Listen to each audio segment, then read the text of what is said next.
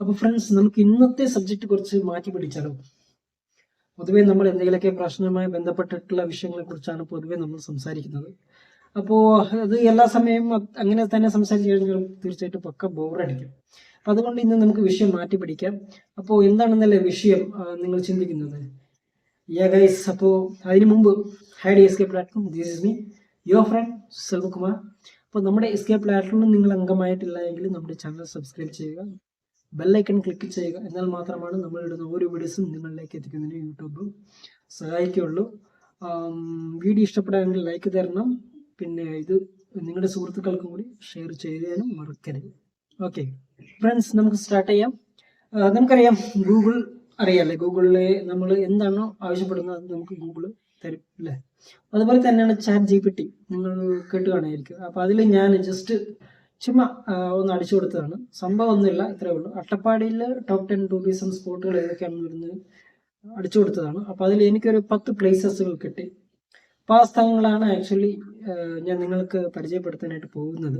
ഈ 10 സ്പോട്ടുകളും വളരെ ഇൻട്രസ്റ്റിംഗ് ആയിട്ടുള്ള സ്പോട്ടുകളാണ്. അപ്പം അതുകൊണ്ട് ഈ വീഡിയോ ഫുള്ളായിട്ട് നിങ്ങൾ കാണണം, എന്നാൽ മാത്രമേ നിങ്ങൾക്ക് സ്ഥലങ്ങളെക്കുറിച്ച് മനസ്സിലാവുള്ളൂ.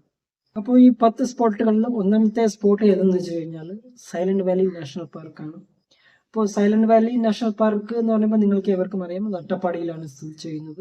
സൈലന്റ് വാലി നാഷണൽ പാർക്ക് ആദ്യമായിട്ട് ഓപ്പൺ ചെയ്യുന്നത് നമ്മുടെ രാജീവ് ഗാന്ധി പ്രൈം മിനിസ്റ്റർ ആയിരിക്കുന്ന സമയത്താണ്. അദ്ദേഹമാണ് ആക്ച്വലി ഇനോഗ്രേറ്റഡ് ചെയ്തത്.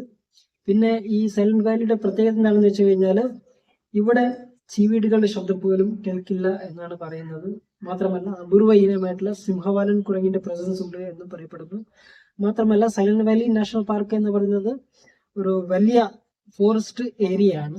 അത്തരത്തിലുള്ള മേഖല ആയതുകൊണ്ട് തന്നെ അവിടെ വ്യത്യസ്തമായിട്ടുള്ള സസ്യങ്ങളുടെയും ജന്തുക്കളുടെയും സ്പീഷ്യസ് ഉണ്ട് എന്നാണ് ശാസ്ത്രജ്ഞരും പരിസ്ഥിതി പ്രവർത്തകരും പറയുന്നത്.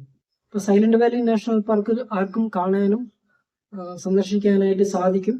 അപ്പൊ അതിനായിട്ട് നിങ്ങൾ നേരത്തെ തന്നെ റിസർവേഷൻ ചെയ്യണം. മറ്റു പെർമിഷനും കാര്യങ്ങളും കിട്ടിയതിന് ശേഷമാണ് ആക്ച്വലി അകത്തേക്ക് പ്രവേശിക്കാനായിട്ട് സാധിക്കുന്നു. അകത്തേക്ക് പ്രവേശിക്കാൻ പൊതുവെ അവിടെ ആരെങ്കിലൊക്കെ ഗൈഡും കാര്യങ്ങളൊക്കെ ഉണ്ടാകും. അവരുടെ പെർമിഷനിലും അവരുടെ പ്രസൻസിലും മാത്രമാണ് നിങ്ങൾക്ക് സൈലന്റ് വാലി ഏരിയ സന്ദർശിക്കാനായിട്ട് സാധിക്കുക.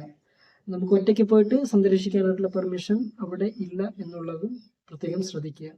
ഇപ്പോൾ സൈലന്റ് വാലി നാഷണൽ പാർക്കിലേക്ക് പോകണം എന്നുണ്ടെങ്കിൽ പൊതുവെ മണർക്കാട് ടു ആനക്കട്ടി ബസ്സിൽ കയറി കഴിഞ്ഞാൽ നമ്മുടെ ഈ കേരളത്തിൽ നിന്ന് വരുന്ന ആൾക്കാർക്ക് വരാനായിട്ട് സാധിക്കും. അങ്ങനെ വരാണെങ്കിൽ മുക്കാലി എന്ന സ്ഥലത്താണ് ഇറങ്ങിയിട്ടാണ് സൈലന്റ് വാലി നാഷണൽ പാർക്കിലേക്ക് പോകുന്നത്. പിന്നെ അതുപോലെ തന്നെ കോയമ്പത്തൂർ ആ സൈഡ് വരുന്ന ആൾക്കാരാണെങ്കിൽ ആനക്കട്ടി ടു മണ്ണാർക്കാട് ബസ് കയറി കഴിഞ്ഞാൽ മുക്കാലിയിലാണ് സ്റ്റോപ്പ്. അപ്പോൾ അവിടെ ഇറങ്ങിയിട്ടാണ് സൈലന്റ് വാലിയിലേക്ക് പോകുന്നത്. ഈ അർബൻ ഏരിയയിൽ താമസിക്കുന്ന ജനങ്ങൾ തീർച്ചയായിട്ടും ഈ സൈലന്റ് വാലി പോലുള്ള സ്ഥലങ്ങളിൽ വന്ന് വിസിറ്റ് ചെയ്യുകയാണെങ്കിൽ തീർച്ചയായിട്ടും അവിടെ ഒരു ഗ്രേറ്റ് എക്സ്പോഷറും എക്സ്പീരിയൻസും ലഭിക്കും എന്നുള്ളതിൽ യാതൊരു സംശയമില്ല. So just visit and enjoy the life. രണ്ടാമത്തെ ടൂറിസം സ്പോട്ട് ഏതാണെന്ന് വെച്ച് കഴിഞ്ഞാൽ മല്ലീശ്വരൻ മുടി എന്നാണ് കാണിക്കുന്നത്. അപ്പോൾ മല്ലീശ്വരൻ മുടി ഒരു ടൂറിസം സ്പോട്ട് അല്ല. അവിടേക്ക് പോകാനായിട്ട് ആർക്കും പെർമിഷൻ ഇല്ല. അത് പൊതുവെ ഈ ശിവരാത്രി ദിവസങ്ങളിൽ ഇവിടെയുള്ള ട്രൈബ്സും പിന്നെ കുറച്ച് ഫോറസ്റ്റ് ഓഫീസേഴ്സൊക്കെ ആണ് പൊതുവെ ആ ഏരിയയിൽ പോകുന്നത്. അല്ലാത്ത ആർക്കും തന്നെ അവിടെ പ്രവേശനമില്ല മല്ലീശ്വരൻ മുടിയിലേക്ക്. അല്ലാത്ത ദിവസങ്ങളിലും ആർക്കും പോകാനായിട്ട് സാധിക്കില്ല എന്നുള്ളതാണ് പ്രത്യേകം ശ്രദ്ധിക്കേണ്ടത്. മാത്രമല്ല മല്ലീശ്വരൻ മുടി ഒരു ടൂറിസം സ്പോട്ട് അല്ല എന്നുള്ളതും കൃത്യമായിട്ട് പറയുന്നു. പക്ഷെ മല്ലീശ്വരൻ മുടിയുടെ താഴ്വര ചെമ്മണ്ണൂർ എന്ന് പറയുന്നൊരു ഏരിയ ഉണ്ട്. അവിടെയാണ് മല്ലീശ്വരൻ ടെമ്പിൾ ഉള്ളത്. അവിടെ നമുക്ക് ആർക്ക് വേണമെങ്കിലും സന്ദർശിക്കാം, പ്രാർത്ഥിക്കാം. പിന്നെ തൊട്ടടുത്ത് ഭവാനി റിവർ ഉണ്ട്, അവിടെ വിസിറ്റ് ഒക്കെ ചെയ്യാനായിട്ട് സാധിക്കും. അവിടെ പുഴയിൽ വെള്ളമൊക്കെ ഉള്ള സമയങ്ങളാണ്. ഇപ്പോഴൊക്കെ ആണെങ്കിൽ വെള്ളമുണ്ട്, മഴയൊക്കെയാണ്. അതുകൊണ്ട് പുറത്തുനിന്ന് വരുന്ന ആൾക്കാർ പൊതുവെ അത്തരത്തിലുള്ള ഏരിയയിൽ പോകാണ്ടിരിക്കുക. കാരണം കുറേ ആൾക്കാർ പുറത്തുനിന്ന് വന്ന ആൾക്കാരാണ് ഏറ്റവും കൂടുതൽ മരണപ്പെട്ടിട്ടുള്ളത് പുഴകളിൽ. കാരണം നീന്തലും കാര്യങ്ങളൊന്നും അറിയില്ല. ഫോട്ടോ എടുക്കാനും മറ്റുമായിട്ടൊക്കെ ഇറങ്ങി വെള്ളത്തിൽപ്പെട്ടു പോയി മരണപ്പെടുന്ന ആൾക്കാരാണ് ഒത്തിരി ഉള്ളത്. അപ്പം അതുകൊണ്ട് അത്തരത്തിലുള്ള കാര്യങ്ങൾ പ്രത്യേകമായിട്ട് ശ്രദ്ധിക്കുക. പിന്നെ മൂന്നാമത്തെ ടൂറിസം സ്പോട്ട് ഭവാനി റിവർ എന്നാണ് ChatGPT പറയുന്നത്. പക്ഷെ ഭവാനി റിവർ എന്നുള്ളത് ഒരു ടൂറിസം സ്പോട്ട് അല്ല. ഭവാനി റിവർ കടന്നു പോകുന്ന വ്യത്യസ്തമായിട്ടുള്ള സ്ഥലങ്ങളുണ്ട്. അത്തരം സ്ഥലങ്ങളിൽ ചില സ്ഥലങ്ങൾ മാത്രമാണ് ആൾക്കാർക്ക് സന്ദർശിക്കാനായിട്ട് സാധിക്കുന്നത്. അതിൽ ഒരു എക്സാമ്പിൾ പറയുകയാണെങ്കിൽ ചാവടിയൂർ ബ്രിഡ്ജാണ്. ചാവടിയൂർ ബ്രിഡ്ജ് അട്ടപ്പാടി തന്നെ ഏറ്റവും വലിയൊരു ബ്രിഡ്ജാണ്. അപ്പോൾ ആ ബ്രിഡ്ജിലാണ് ബ്രിഡ്ജിന്റെ താഴെ ആണ് പുഴ ഒഴുകുന്നത്. അപ്പോൾ അതിലേക്കാണ് കൂടുതൽ ആൾക്കാരും, പ്രത്യേകിച്ചും കേരളത്തിന്റെ പല ഭാഗത്തു നിന്നും തമിഴ്നാടിന്റെ പല ഭാഗത്തു നിന്നുള്ള ആൾക്കാർ ഈ ഹോളിഡേ സമയങ്ങളിലെല്ലാം തന്നെ അവരുടെ സമയം സ്പെൻഡ് ചെയ്യുന്നത്. അപ്പോൾ ഈ സ്ഥലം മാത്രമല്ല, വേറെ സ്ഥലങ്ങളുണ്ട്, പ്രത്യേകിച്ചും പരപ്പന്തറ എന്നൊരു സ്ഥലം. അപ്പോൾ ആ സ്ഥലങ്ങളിൽ ഇതിനു മുമ്പ് ടൂറിസ്റ്റുകൾ ഏറ്റവും കൂടുതലായിട്ട് വിസിറ്റ് ചെയ്തിരുന്ന സ്ഥലമായിരുന്നു. പക്ഷെ അവിടെ ടൂറിസ്റ്റുകളായിട്ടുള്ള ആൾക്കാർ അവർ കൊണ്ടുപോകുന്ന ഫുഡ് മെറ്റീരിയൽസിന്റെ വേസ്റ്റും പിന്നെ മറ്റ് വേസ്റ്റുകളും കാര്യങ്ങളെല്ലാം തന്നെ പുഴയിൽ ഡംപ് ചെയ്യുന്നത് കൊണ്ട് അത് അവരുടെ കുടിവെള്ളത്തിനെ ബാധിക്കുകയും ചെയ്തിരുന്നു. അപ്പം അത് വലിയൊരു ഇഷ്യൂ ഉണ്ടായിരുന്നു അതുമായിട്ട് ബന്ധപ്പെട്ടിട്ട്. അപ്പം അത്തരത്തിൽ ആയതുകൊണ്ട് തന്നെ അത്തരത്തിലുള്ള ഏരിയയിലേക്ക് പൊതുവെ ടൂറിസ്റ്റുകൾ ഇപ്പോൾ പോകുന്നില്ല എന്നാണ് ഞാൻ മനസ്സിലാക്കുന്നത്. I am not sure about it. കാരണം അവിടെ ആ ഏരിയയിൽ ഏറ്റവും കൂടുതലായിട്ട് ജീവിക്കുന്നത് ട്രൈബൽ പീപ്പിൾ ആണ്. അപ്പം അതുകൊണ്ട് തന്നെ അതുമായിട്ട് ബന്ധപ്പെട്ട് ഇഷ്യൂ ആയതുകൊണ്ട് തന്നെയാണ് അത്തരത്തിലുള്ള ഏരിയയിൽ റെസ്ട്രിക്റ്റഡ് ആയിരിക്കുന്നത് എന്നാണ് ഞാൻ മനസ്സിലാക്കുന്നത്. മാത്രമല്ല ഭവാനി പുഴയുമായിട്ട് ബന്ധപ്പെട്ട് വേറെയും ചില സ്ഥലങ്ങളിൽ ഇത്തരത്തിലുള്ള പ്രശ്നങ്ങൾ നടന്നു. അപ്പം അതിൽ ചില ഏരിയയിലെല്ലാം തന്നെ അത്തരത്തിലുള്ള ഏരിയയിലുള്ള ജനങ്ങൾ റെസ്ട്രിക്റ്റഡ് ആക്കിയിട്ടുണ്ട് എന്നുള്ളതും പ്രത്യേകമായിട്ട് ഓർമ്മപ്പെടുത്തുന്നു. ChatGPT പറയുന്ന 4ാമത്തെ ടൂറിസം സ്പോട്ട് എന്ന് പറയുന്നത് വരകമ്പാടി ഹിൽസ് ആണ്. അപ്പോൾ വരകമ്പാടി ഏരിയയിൽ പൊതുവെ ഓരോ വ്യക്തികളുടെ ലാൻഡ് പ്രോപ്പർട്ടികളാണ്, പ്രത്യേകിച്ചും അവിടെയുള്ള ജനങ്ങളുടേത്. അപ്പോൾ അത് പോയി കഴിഞ്ഞാൽ ഏറ്റവും കൂടുതലായിട്ട് ഉള്ളത് ഫോറസ്റ്റ് ഏരിയ ആണ്. അപ്പോൾ ഫോറസ്റ്റ് ഏരിയയിൽ ചില ഭാഗങ്ങളിലായിരിക്കും ഇത്തരത്തിലുള്ള സ്പോട്ടുകൾ എന്നാണ് ഞാൻ മനസ്സിലാക്കുന്നത്. കാരണം ഞാൻ അത്തരത്തിലുള്ള ഏരിയകളെല്ലാം സന്ദർശിച്ചിട്ടുണ്ട്, അതുകൊണ്ടാണ് പറയുന്നത്. ഓരോ വ്യക്തികളുടെ സ്ഥലം ആയതുകൊണ്ട് തന്നെ ഇപ്പോൾ അത്തരത്തിലുള്ള ഏരിയയിൽ ആ വ്യക്തികൾ ഒന്നും ചെയ്യുന്നില്ല. അതുകൊണ്ട് അത്തരത്തിലുള്ള ഏരിയയിലൊക്കെ നമുക്ക് ഇപ്പോൾ വിസിറ്റ് ചെയ്യാൻ പറ്റും. But maybe in sometimes അവരെന്തെങ്കിലുമൊക്കെ ചെയ്യുകയാണെങ്കിൽ we can visit these kinds of places എന്നാണ് ഞാൻ മനസ്സിലാക്കുന്നത്. മാത്രമല്ല ഈ ഏരിയയിലാണ്, പ്രത്യേകിച്ചും വരകമ്പാടി, ഷൊള്ളൂർ, വിച്ചപ്പതി, വെള്ളകുളം തുടങ്ങിയ ഏരിയയിലാണ് ഏറ്റവും കൂടുതലായിട്ട് ട്രൈബൽ ഭൂമി പ്രശ്നങ്ങളും തന്നെ നിലനിൽക്കുന്നത് എന്നുള്ളതും പ്രത്യേകമായിട്ട് ഞാൻ ഓർമ്മപ്പെടുത്തുന്നു. പിന്നെ 5ാമത്തെ സ്പോട്ട് ഏതാണെന്ന് വെച്ച് കഴിഞ്ഞാൽ മീൻവെള്ളം വെള്ളച്ചാട്ടമാണ്.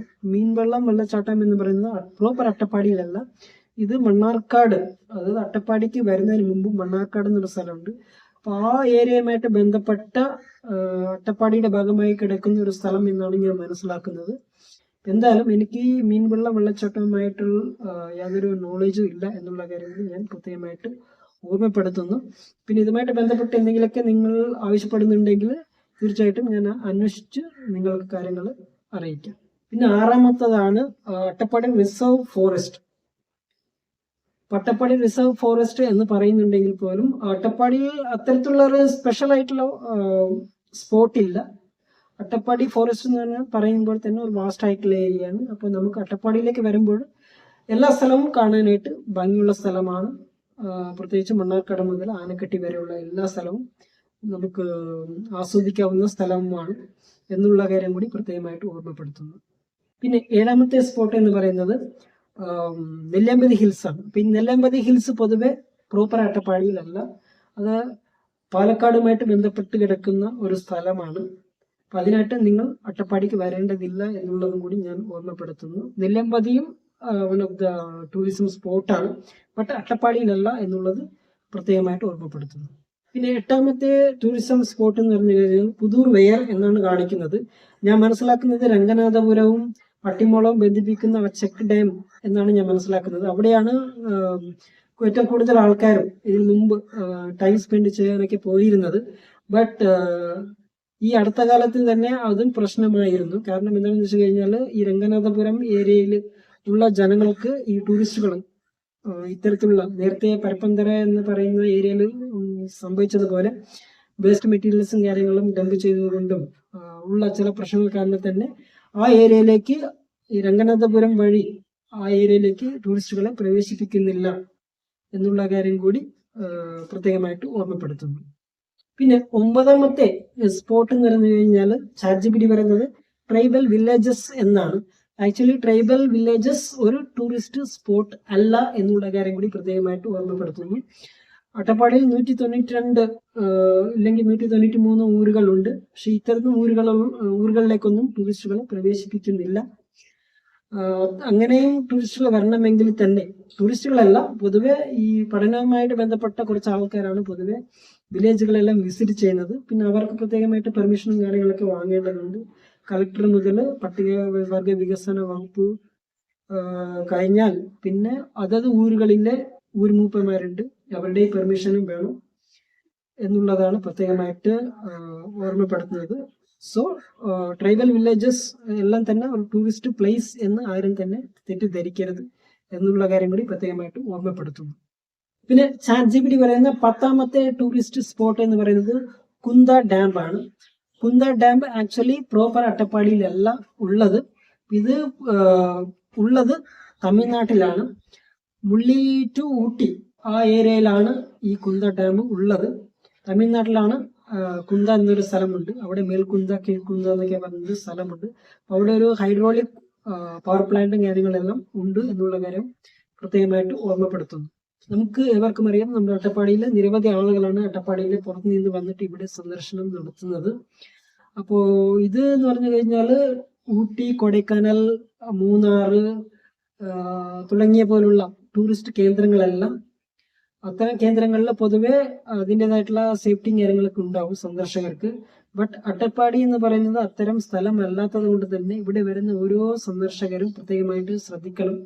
എന്താണെന്ന് വെച്ച് കഴിഞ്ഞാൽ ഇവിടെ വരികയും പോവുകയും ഒക്കെ ചെയ്യുന്നത് ഓക്കെ, ബട്ട് ചെറിയൊരു പ്രശ്നം പോലും ഉണ്ടാക്കാത്ത രീതിയിലായിരിക്കണം ഇവിടെ നിന്ന് നിങ്ങൾ എന്താ പറയുക സന്ദർശനം നടത്തേണ്ടത്. അല്ലാത്ത പക്ഷം തന്നെ എന്തെങ്കിലും ചെറിയ പ്രശ്നം ഉണ്ടായാൽ പോലും നിങ്ങൾക്ക് വലിയൊരു എന്താ പറയാ പ്രശ്നങ്ങൾ തന്നെ നേരിടേണ്ടി വരും എന്നുള്ളതാണ് പ്രത്യേകമായിട്ട് ശ്രദ്ധിക്കേണ്ടത്. കാരണം ഇത് ഏറ്റവും കൂടുതലായിട്ട് ട്രൈബൽ ജനങ്ങൾ ജീവിക്കുന്ന ഒരു ഏരിയ ആയതുകൊണ്ട് തന്നെയാണ് പ്രത്യേകമായിട്ട് ഞാൻ ഈ ഒരു വീഡിയോയിലൂടെ പറയുന്നത് എന്നുള്ള കാര്യം കൂടി ഓർമ്മപ്പെടുത്തുന്നു. അപ്പോൾ നിങ്ങൾക്ക് ഇന്നത്തെ വീഡിയോ ഇഷ്ടപ്പെട്ടു എന്ന് ഞാൻ മനസ്സിലാക്കുന്നു. അപ്പോൾ എന്ത് തന്നെയായാലും വീഡിയോ ലൈക്ക് ചെയ്യുക, നിങ്ങളുടെ വിലയേറിയ കമന്റുകൾ കമന്റ് ബോക്സിൽ രേഖപ്പെടുത്തുക. അടുത്ത വീഡിയോയിൽ പുതിയൊരു വിഷയമായിട്ട് വരാം. അതുവരെ എല്ലാവർക്കും നല്ലൊരു bye and take care. Love you all. Thank U.